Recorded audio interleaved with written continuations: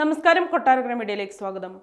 അരീക്കോട്ടെ special operation police ക്യാമ്പിൽ പോലീസുകാരൻ സ്വയം നിറയൊഴിച്ച് ജീവനൊടുക്കിയത് ശാരീരിക ക്ഷമതാ പരീക്ഷയിൽ പരാജയപ്പെട്ടതിന്റെ നിരാശയിലാണെന്ന് കരുതുന്നതായി മലപ്പുറം പോലീസ് മേധാവി ആർ വിശ്വനാഥ് പറഞ്ഞു. അരീക്കോട് മാധ്യമങ്ങളോട് സംസാരിക്കുകയായിരുന്നു അദ്ദേഹം.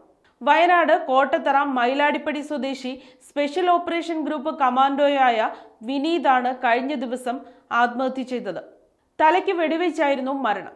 മേലുദ്യോഗസ്ഥരുടെ പീഡനവും ലീവ് നിഷേധവുമാണ് ആത്മഹത്യക്ക് കാരണമെന്ന് ആരോപണം ഉയർന്നിരുന്നു. ഈ സാഹചര്യത്തിലാണ് SP മാധ്യമങ്ങളെ കണ്ടത്.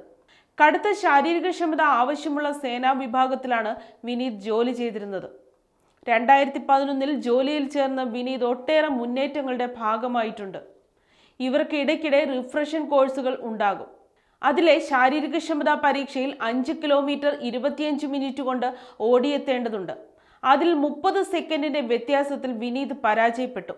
ഇതിന്റെ മാനസിക വിഷമമാകാം ഇത്തരത്തിലൊരു കടും കൈക്ക് പ്രേരിപ്പിച്ചതെന്നാണ് SP പറഞ്ഞത്. സംഭവം വിശദമായി അന്വേഷിക്കാൻ കൊണ്ടോട്ടി DYSP സേതുവിനെ ചുമതലപ്പെടുത്തിയതായി അദ്ദേഹം പറഞ്ഞു. വിനീത് ഉൾപ്പെടെ 10ഓളം പേർ ആ പരീക്ഷയിൽ പരാജയപ്പെട്ടു. അവധി നിഷേധിച്ചതാണ് ആത്മഹത്യക്ക് കാരണമെന്നതിന് പ്രഥമ ദൃഷ്ട്യാ തെളിവില്ല. കഴിഞ്ഞ 9 മുതൽ 11 വരെ വിനീത് അവധിയിലായിരുന്നു.